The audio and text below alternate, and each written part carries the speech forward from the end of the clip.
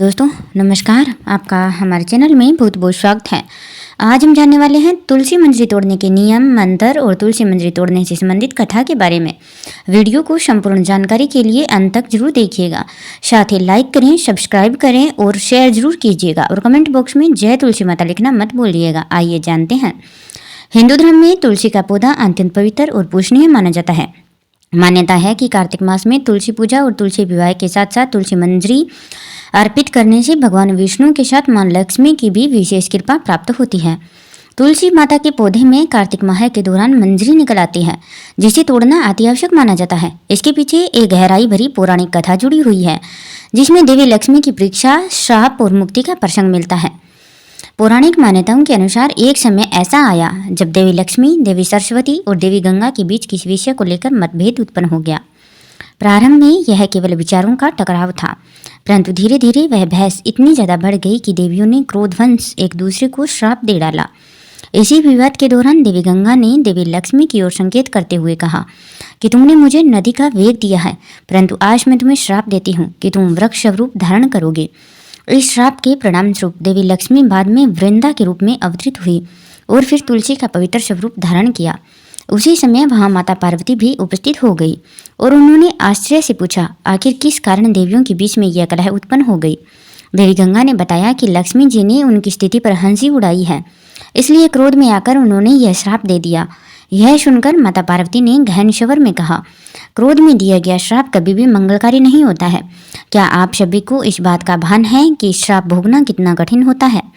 इसके पश्चात माता पार्वती ने देवी लक्ष्मी को समझाते हुए कहा कि संसार में 84 लाख योनियां मानी गई है, जिनमें से लगभग 20 लाख योनियां वृक्षों और पौधों की है। उन्होंने पूछा, हे लक्ष्मी, सोचिए वनस्पति रूप में आ जाने के पश्चात आपको कितनी कितनी योनियां भोगनी पड़ेगी। यह सुनते ही देवी लक्ष्मी को अपने व्यवहार पर ग्लानि हुई और उन्होंने माता पार्वती से क्षमा याचना की। उन्होंने विनम्रता पूर्वक कहा, हे माता, यदि कोई उपाय हो जिससे मैं इन 20 लाख वनस्पति योनियों से एक बार में ही मुक्त हो जाऊं, तो कृपा करके अवश्य बताइए।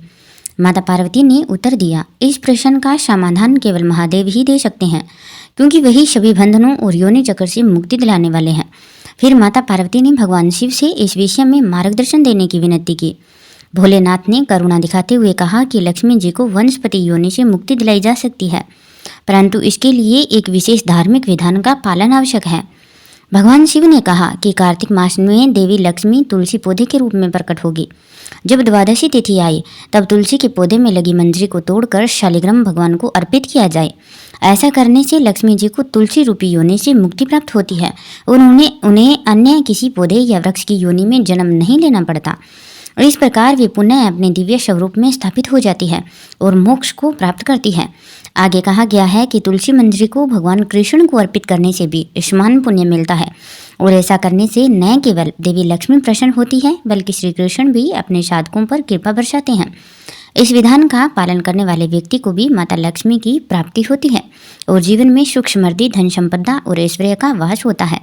तुलसी मंजरी तोड़ते समय बोले जाने वाले मंत्र, आप माता तुलसी के भी मंत्र का जप कर सकते हैं। भगवान श्री कृष्ण या भगवान विष्णु के मंत्रों का भी जप किया जा सकता है।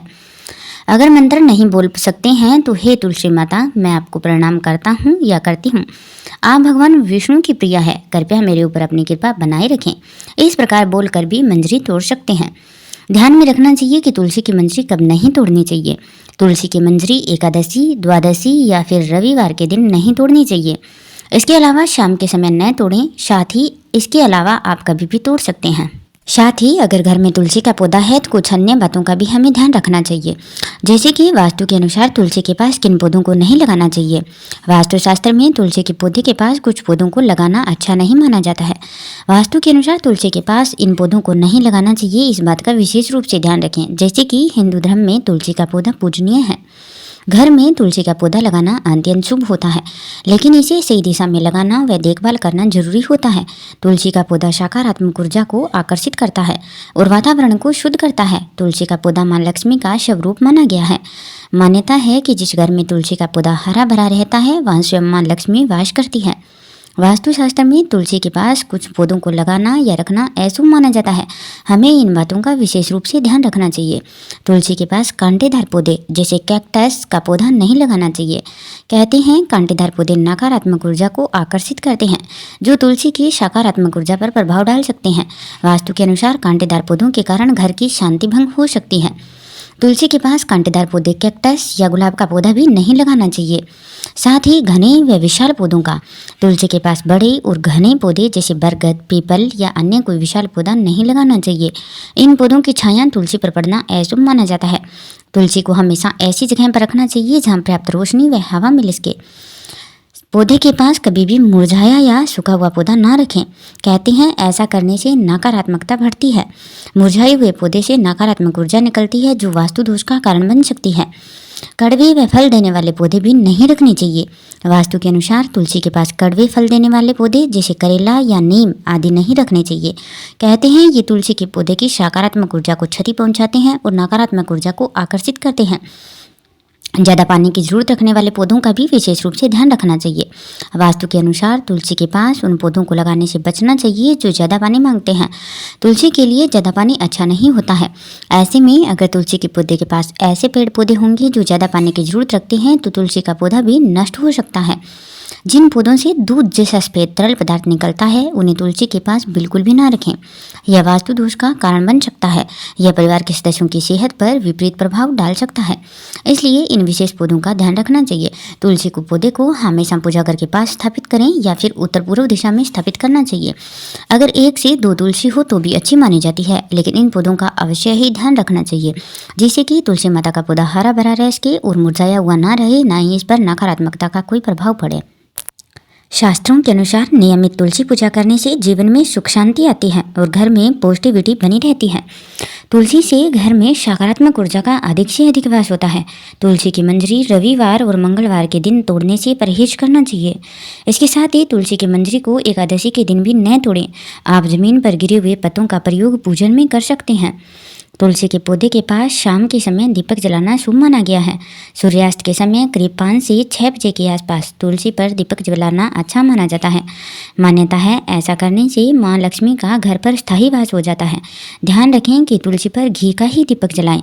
शास्त्रों के अनुसार सूर्योदय के समय तुलसी पर जल चढ़ाना अति उत्तम है। इसलिए सूर्योदय से पूर्व ब्रह्म मुहूर्त में स्नान आदि करने के बाद सूर्योदय के समय तुलसी पर जल चढ़ाएं। ऐसा करने से आर्थिक संकट दूर होता है और घर में सुख समृद्धि का आगमन होता है।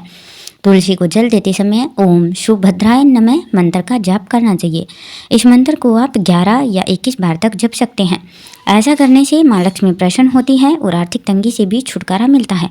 शास्त्रों के अनुसार तुलसी पर जल चढ़ाने से जीवन में सकारात्मक ऊर्जा का वास होता ही है, साथ ही समस्त कार्य में विघ्न भी दूर होते हैं। तुलसी पर नियमित रूप से जल चढ़ाने से आर्थिक तंगी दूर होती है और घर में धन धान्य का आगमन होता है।